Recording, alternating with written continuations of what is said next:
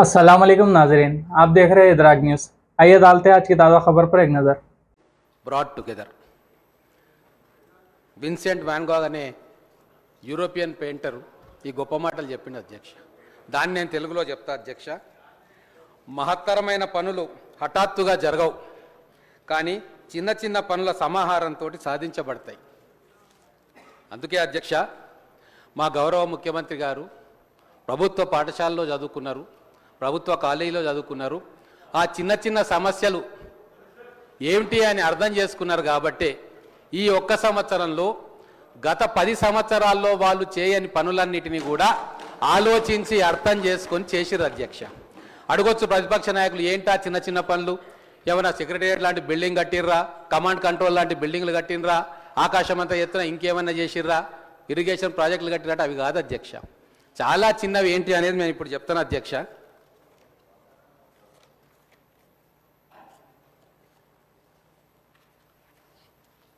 మా గౌరవ మంత్రివర్యులు సీతక్క గారు కొన్ని అంశాలు చెప్పిండ్రు. వాటి జోలికి పోకుండా కవర్ కాని కొన్ని అంశాలు మేము ముందుకు తీసుకొస్తాం అధ్యక్ష. అమ్మ ఆదర్శ పాఠశాల కమిటీలు వేసుకున్నాం, మహిళలను అక్కడ ఇన్ఛార్జిగా పెట్టి ఎన్నో పనులు చేసుకున్నాం. 14,737 పాఠశాలల్లో అత్యవసర నిర్వహణ పనులు చేసుకున్నాం అధ్యక్ష. అత్యవసర నిర్వహణ పనులు అంటే ఏమధ్యక్ష? అది కూడా ఒకసారి రాష్ట్ర ప్రజలు తెలుసుకోవాలి అధ్యక్ష. తాగునీటి సౌకర్యాలను కల్పించుట, తరగతి గదుల విద్యుదీకరణ, చిన్న తరహా మరమ్మత్తు పనులు, ప్రస్తుతం ఉన్న నిర్వహణలో లేని మరుగుదొడ్ల పునరుద్ధరణ, బాలికల మరుగుదొడ్ల నిర్మాణం. ఏం విషయాలు అధ్యక్ష? ఈ చిన్న విషయాలు వాళ్ళు ఎందుకు చేయలేకపోయినారు అధ్యక్ష? 22 లక్షల కోట్ల బడ్జెట్ పెట్టుకున్నారు, చాలా గొప్పగా చేసినామని చెప్తా ఉన్నారు, ఉదాహరణలతో సహా చెప్తా ఉన్నారు. మరి చిన్న చిన్న పనులు ఎందుకు చేయలేదు అంటే వీళ్ళు సామాన్యుల పక్షాన ఏ రోజు కూడా లేరు అధ్యక్ష, బలవంతుల పక్షాన్నే ఉన్నారు. కానీ బట్ ఫర్ చేంజ్ ఈ గవర్నమెంట్ వచ్చిన తర్వాత సామాన్యుని పక్కన నిలబడడం అనేది ఏందో ప్రపంచానికి, తెలంగాణ ప్రజలకు మేము చాటి చెప్పినాం అధ్యక్ష. ఇందుకు ఉదాహరణ మొన్న సంధ్యా థియేటర్ దగ్గర జరిగినప్పుడు ఒక సంఘటన, మా ముఖ్యమంత్రి గారు సామాన్య కుటుంబం పక్కన నిలబడ్డారు అధ్యక్ష, ధనవంతుల కుటుంబం పక్కన నిలబడలే. మొత్తం ప్రపంచం పోయి ఆ సినిమా యాక్టర్ ఇంట్లో కన్సల్టేషన్ చేసి ఫోటోలు దిగినరు తప్ప ఎవరు కూడా హాస్పిటల్ను విజిట్ చేసి వాళ్లకు ధైర్యం కలిగించలేదు అధ్యక్ష. ఆ సామాన్యుల పక్కన నిలబడడానికే మాకు తీర్పిచ్చిండ్రు, మేము పని చేస్తా ఉన్నాం అధ్యక్ష. అందుకే ఇంకా చాలా ఉన్నాయి చెప్పేది. ఆ చిన్న చిన్న పనులు ఏంది అధ్యక్ష? అధ్యక్ష మన అందరికీ తెలుసు అధ్యక్ష, మన అందరికీ తెలుసు అధ్యక్ష,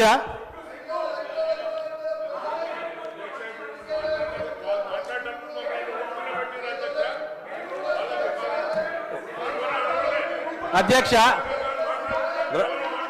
రాజకీయంలో మనందరం రాజకీయ నాయకులం అధ్యక్ష.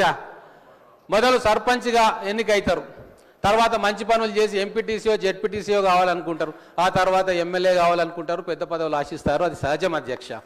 అలాగే టీచర్లు ఎన్నో సంవత్సరాల నుంచి ఉంటే వాళ్ళు ప్రమోషన్స్ ఆశిస్తారు అధ్యక్ష.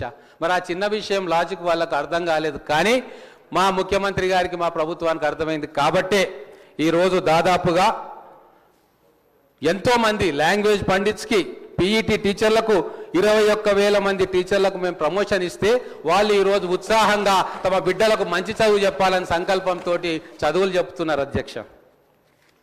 ఇంకా చిన్న పని మా సీతక్క గారు కూడా చెప్పిన, అయినా మళ్ళొకసారి చెప్తా. విద్యుత్ శక్తి విషయంలో ఎలక్ట్రిసిటీ ఫ్రీ ఆఫ్ కాస్ట్ మనం పాఠశాలకు ఇస్తున్నాం అధ్యక్ష. ఎంత ఇస్తున్నాం అధ్యక్ష? 118 కోట్లేమో గవర్నమెంట్ స్కూల్స్కి ఇస్తూ ఉన్నాము, 200 కోట్లు రెసిడెన్షియల్ స్కూల్స్ ఇస్తున్నాం. ఇది చాలా చిన్నదే కదా అధ్యక్ష. వాళ్ళు ఎందుకు చేయలేదు అధ్యక్ష?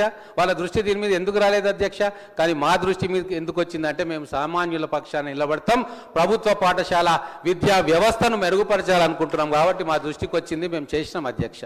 ఇంకొక విషయం అధ్యక్ష, గతంలో కూడా నేను చెప్పిన, లర్నింగ్ అవుట్కమ్స్ అనేది చాలా పెద్ద అంశం అధ్యక్ష. మొత్తం గత 10 సంవత్సరాల్లో లర్నింగ్ అవుట్కమ్ అనేది గవర్నమెంట్ ఆఫ్ ఇండియా రిపోర్ట్లలో ఉంటుంది అధ్యక్ష. 35వ స్థానంలో మనం ఉండే అధ్యక్ష.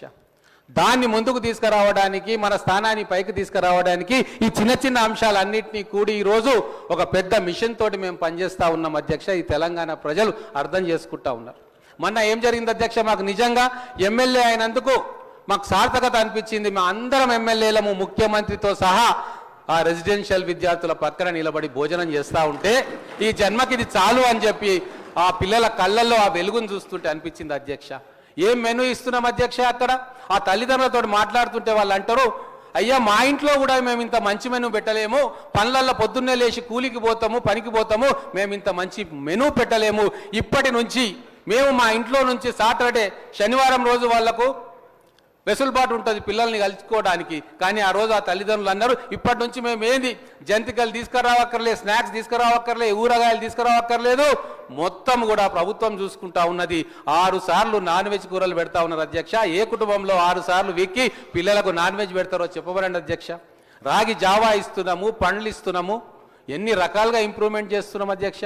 ఇవన్నీ 10 సంవత్సరాల్లో వాళ్ళకి కనబడలేదా అధ్యక్ష? ఆ డైట్ ఛార్జీలు 7 సంవత్సరాలు ఎందుకు పెంచలేదు అధ్యక్ష? 16 సంవత్సరాలు కాస్మెటిక్ ఛార్జెస్ ఎందుకు పెంచలేదు అధ్యక్ష?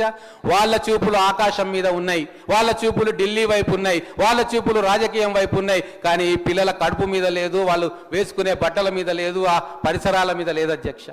ఆ చిన్న విషయం ఇంకోటి నేను చెప్తా.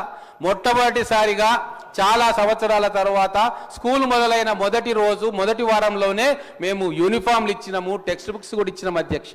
ఈ చిన్న చిన్న విషయాలు వాళ్ళు మర్చిపోయినారు అధ్యక్ష. కానీ అవి మేము గుర్తుపెట్టుకొని ఒక్కొక్కటి పనిచేసుకుంటా ఉన్నాం అధ్యక్ష. అలాగే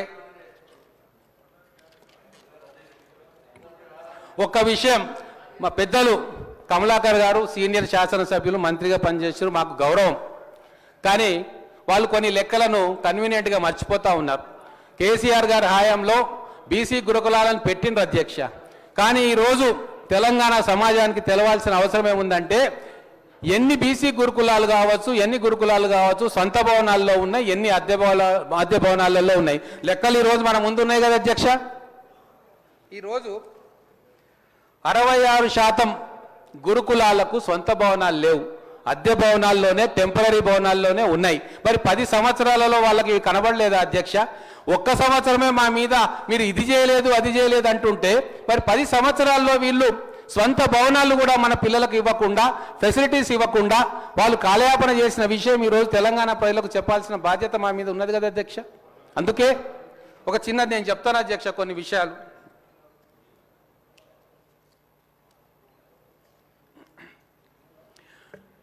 సిఎస్ఐఆర్ దాని కింద ఐఐసిటి ఉంటుంది అధ్యక్ష, Indian institute of chemical technology. దాంట్లో చీఫ్ సైంటిస్ట్గా డాక్టర్ కె నాగయ్య గారు పనిచేస్తున్నారు. వారు ఇంకొంతమంది ఒక పేపర్ను పబ్లిష్ చేసిండ్రు అధ్యక్ష. ఏమని చేసిరంటే, ఈరోజు పాఠశాలల్లో ఎందుకు ఈ అనర్థాలు జరుగుతూ ఉన్నాయి అంటే, వాళ్ళు ఒక ఎంక్వైరీ చేసి రిపోర్ట్ చేసిండ్రు. శిథిలమైన భవనాలు ఉండడంతో, అపరిశుభ్రమైన కిచెన్ ఉండడంతో, ఎప్పుడో నిర్మాణమైన వాటర్ ట్యాంకులు, దాంట్లో బ్యాక్టీరియా చేరి రకరకాల వ్యాధులు పిల్లలకు ఆ వాటర్ ద్వారా రావడం, కంటామినేట్ కావడం, అలాగే పూర్ వాటర్ క్వాలిటీ, టెస్ట్ చేయని వాటర్ వాటికి ఇవ్వడం ద్వారా, ఓపెన్ డిఫెకేషన్ అంటే ఆరు బయట బహిర్భూమి టాయిలెట్స్ లేకపోవడం, డర్టీ బాత్రూమ్స్ అంటే అపరిశుభ్రమైన బాత్రూమ్లు, కరప్షన్, ఇవన్నీ కూడా గత 10 సంవత్సరాల్లో వారు దృష్టి పెట్టినుంటే ఒకవేళ ఇటువంటి ఫుడ్ పాయిజనింగ్ కేసులు అయ్యేవా అధ్యక్ష? వారు దృష్టి పెట్టలేదు కాబట్టి అవన్నీ కూడా ఈరోజు మా నెత్తిన పడి మా హయాంలో అవి జరుగుతూ ఉన్నాయి అధ్యక్ష. కానీ ఒక్కటి, వారు ఎన్నో ఉదాహరణలు చెప్పినారు, ఈ ఒక్క సంవత్సరంలో జరిగిన ఉదాహరణలు, వాటికి కారణం ఎందుకు అనేది ఒక్కటైనా వారు విశ్లేషించుకొని చెప్పినుంటే బాగుండేది. చెప్పలేదు, ఆ కారణాలు ఇవ్వ అధ్యక్ష. అందుకే రాగానే 657 కోట్ల రూపాయలతోటి 14,000 పాఠశాలలకు అకాడమిక్ ఇయర్ స్టార్ట్ కాకంటే ముందే మొదలే నిధులు ఇచ్చేసి మేమందరం కూడా పోయి అక్కడ చిన్న చిన్న పనులు, టాయిలెట్స్, డ్రింకింగ్ వాటర్ ఇవన్నీ కూడా చేసినాం అధ్యక్ష. మార్పు మొదలైంది అధ్యక్ష, మార్పు ఇంకా పూర్తి కాలే, అంతం కాదు, ఇది ఆరంభం. ఇంకా ఈ 4 సంవత్సరాల్లో మేము అద్భుతమైన ఫలితాలు సాధిస్తాం ఎడ్యుకేషన్ సెక్టార్లో అని చెప్పడానికి మాకు ఎటువంటి కూడా నిజాయితీగా మేము పనిచేస్తున్నాం కాబట్టి మేము ప్రజలకు జవాబుదారీగా ఉండదలుచుకున్నాం అధ్యక్ష. అలాగే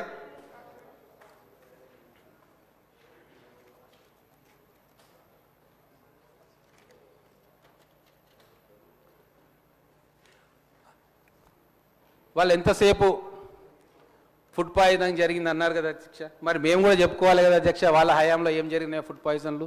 ఇవన్నీ ఎందుకు చెప్తున్నానంటే భవిష్యత్తులో ఇటువంటివి జరగకుండా ఉండాలి. ఈ సంవత్సరం జరిగిన కొన్ని ఉదాహరణలే తీసుకొని 10 సంవత్సరాలు వాళ్ళు ఏదైతే విస్మరించిండ్రో, ఏ పని అయితే వాళ్ళు చేయలేదో దాన్ని కప్పిపుచ్చుకునే ప్రయత్నం చేస్తూ ఉన్నారు. అందుకే ఒకసారి వాళ్ళకు కూడా చెప్పదలుచుకున్న వాళ్ళ హయాంలో ఏం జరిగినాయో కొన్నే చెప్తా అధ్యక్ష, 10 సంవత్సరాలు చెప్పలేను. 2017లో 244 మంది ఫుడ్ పాయిజనింగ్ బారిన పడ్డారు. 2018లో 135 మంది, 2019లో 571 మంది, 2020లో 102 మంది, 2021లో 373 మంది విద్యార్థులు ఫుడ్ పాయిజనింగ్ గంటలు జరిగి తీవ్రంగా అస్వస్థ పాలయ్యారు. మరి దీనికి ఏం సమాధానం చెప్తారు అధ్యక్ష? అయితే ఇంకొకటి మక్తల్లో జరిగిందనో, అక్కడ జరిగిందనో, ఇక్కడ జరిగిందో చెప్తా ఉన్నారు. మరి నేను కూడా చెప్పాలి కదా అధ్యక్ష. ఏప్రిల్ 2023 ఏప్రిల్ 7 కొమరం భీం ఆసిఫాబాద్ జిల్లా కాగజ్ నగర్ మైనార్టీ గురుకులంలో పురుగుల అన్నం తిని 27 మంది విద్యార్థులు అస్వస్థత. 2023 మార్చ్ 9 మహబూబాబాద్ కస్తూర్బా గాంధీ బాలికా విద్యాలయంలో ఫుడ్ పాయిజనింగ్ అయి 51 మంది విద్యార్థులకు అనారోగ్యం, ఆసుపత్రిలో చికిత్స. 2022 సెప్టెంబర్ 20 కాగజ్ నగర్ మైనార్టీ గురుకులంలో ఫుడ్ పాయిజన్ అయి 45 మంది విద్యార్థులకు తీవ్ర అస్వస్థత. 2022 సెప్టెంబర్ 6 వరంగల్ జిల్లా వర్ధన్నపేట గిరిజన గురుకుల విద్యాలయంలో ఫుడ్ పాయిజనింగ్ జరిగి 40 మంది విద్యార్థులకు అస్వస్థత. 2022 ఆగస్ట్ 27 సంగారెడ్డి జిల్లా నారాయణఖేడ్ గురుకుల పాఠశాలలో కలుషిత ఆహారం తిని 15 మంది విద్యార్థులకు అనారోగ్యం. 2022 జూలై 31 ఒక్కరోజే 3 చోట్ల ఫుడ్ పాయిజనింగ్ జరిగినాయి అధ్యక్ష. రాజన్న సిరిసిల్ల జిల్లాల పెద్దూరులో బీసీ వెల్ఫేర్ గురుకుల స్కూల్లో ఫుడ్ పాయిజనింగ్ జరిగింది. 40 మంది విద్యార్థులు అస్వస్థతకు గురైనరు. సిద్దిపేట సాంఘిక సంక్షేమ గురుకుల స్కూల్లో ఫుడ్ పాయిజనింగ్ 22 విద్యార్థులకు అస్వస్థత. మహబూబాబాద్ గిరిజన స్కూల్లో ఫుడ్ పాయిజనింగ్ 38 మంది విద్యార్థులకు అస్వస్థత. మరి అప్పుడు ఏవి జరగనట్టు, అప్పుడు అంతా సక్రమంగా జరిగినట్టు, ఇప్పుడు ఏదో జరుగుతున్నట్టు ప్రజలకు విషయాన్ని అర్థం కాకుండా చేసే ప్రయత్నం గౌరవ సీనియర్ శాసనసభ్యులు కమలాకర్ గారు చేశారు. అందుకే ఇవి చెప్తా ఉన్నాను అధ్యక్ష. నేను ఒకటే, చిన్న చిన్న పొరపాట్లు జరుగుతూ ఉంటాయి, వాటిని ఎందుకు జరుగుతున్నాయని చెప్పి అర్థం చేసుకునే ప్రభుత్వం మా ప్రభుత్వం.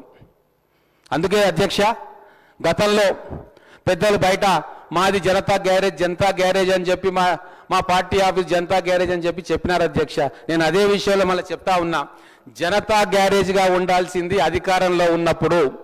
అధికారంలో ఉన్నప్పుడు మీరు ఎక్కడి నుంచి నిర్ణయాలు తీసుకున్నారో మొత్తం తెలంగాణకు తెలుసు. ఈరోజు అసలైన జనతా గ్యారేజ్ ఎక్కడుంది అధ్యక్ష? ఎందుకు సామాన్యుని పక్కన నేను నిలబడతా ఉన్నాం? ఎందుకంటే ముఖ్యమంత్రి గారి ఇల్లు జనతా గ్యారేజ్. పొద్దుటి నుంచి సాయంత్రం దాకా విజిటర్స్ వస్తారు, ఎవరు రికమెండేషన్ అక్కర్లేదు, ముఖ్యమంత్రి గారు కలుస్తారు. రోజుకు 16 గంటల సమయం. సెక్రటేరియట్ అసలైన జనతా గ్యారేజ్ అధ్యక్ష.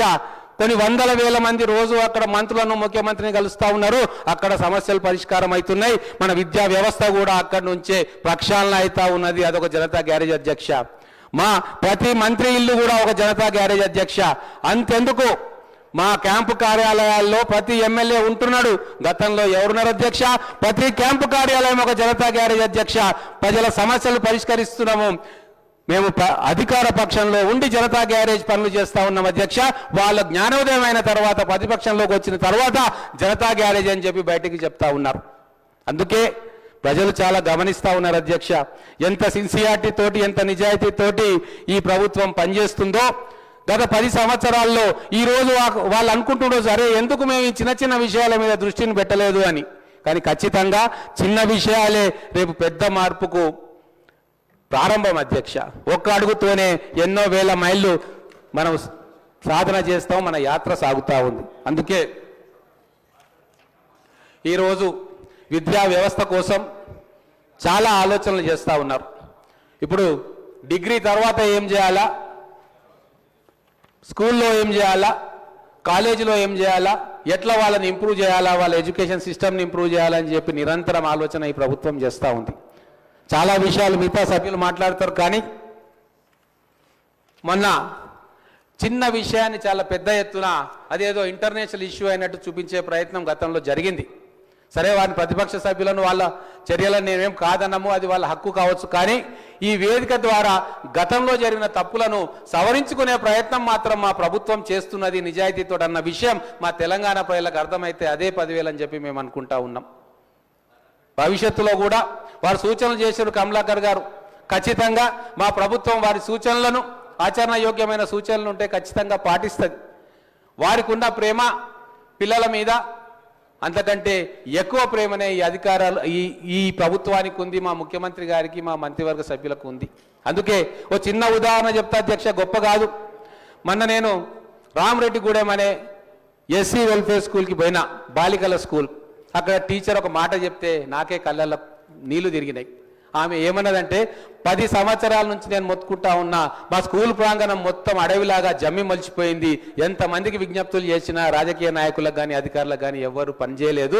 10 సంవత్సరాలు పాములు వచ్చి లోపలికి దూరుతూ ఉంటే 6 గంటలు అయితే మేము కిటికీలు మూసుకుంటున్నాం, తలుపులు మూసుకుంటున్నాం అంటే మేము అప్పుడే నిర్ణయం తీసుకున్నాం అధ్యక్ష. నెక్స్ట్ డే మేము వస్తాము, జేసీబీలతో డోజర్లతో వస్తాము, మేము మా కార్యకర్తలు వస్తాము, శ్రమదానం చేస్తాము అని చెప్పి 2 రోజులు శ్రమదానం చేసి మొత్తం క్లీన్ చేసి ఇప్పుడు ఆ ప్రెమిసెస్ని వాళ్ళకి అప్పచెప్తున్నాం అధ్యక్ష. అంటే స్పందించే గుణం, సమస్యకు అసలైన పరిష్కారం ఎక్కడుంది, ఆ చిన్న చిన్న విషయాలలో ఆలోచన దృష్టి పెట్టే అవసరం ఉంది ఇప్పుడు. అదే దాన్ని మా ప్రభుత్వం చేస్తున్నది అధ్యక్ష.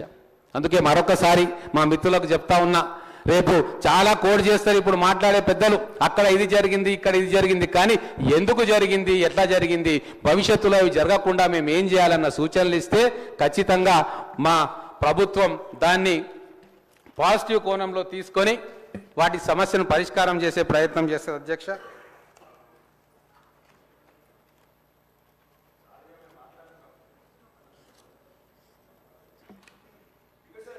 అలాగే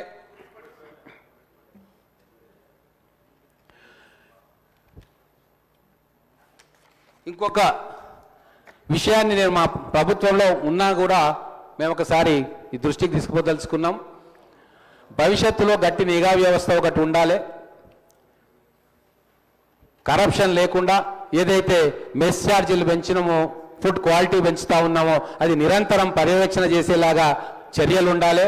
ఏ అధికారి అయితే తప్పు చేస్తాడో వాళ్ళ కఠినమైన శిక్షలు ఉండాలి. ఒక ఎగ్జాంపుల్గా మనం అందరం కూడా ఉండాలి. ఇక్కడ ప్రతిపక్షం అని కానీ పాలకపక్షం అని కానీ ఉండకుండా మన పిల్లల భవిష్యత్తు కోసం మన అందరం కూడా కలిసికట్టుగా పనిచేయాలని కోరుకుంటూ మీ అందరి సహకారం, ఇప్పుడు కొంతమంది ఎమ్మెల్యేలు ప్రతిపక్ష పార్టీలకు చెందిన వాళ్ళు ఉన్నారు, వాళ్ళు కూడా విజిట్ చేయాలి. మేమందరం కూడా చేస్తూ ఉన్నాం. మొత్తం తెలంగాణలో ఏ నియోజకవర్గంలోని పిల్లలైనా మన పిల్లలే కాబట్టి వాళ్ళ భవిష్యత్తు కోసం, వాళ్ళ భద్రత కోసం, వాళ్ళ విద్య మెరుగుపడాల్సిన దానికోసం మన అందరం కూడా చేయి కలపాలి. అటువంటి సమయం ఇప్పుడు ఆసన్నమైందని చెప్పి తెలియజేసుకుంటూ నాకు ఈ అవకాశం ఇచ్చినందుకు ధన్యవాదాలు తెలుపుతా ఉన్నాను.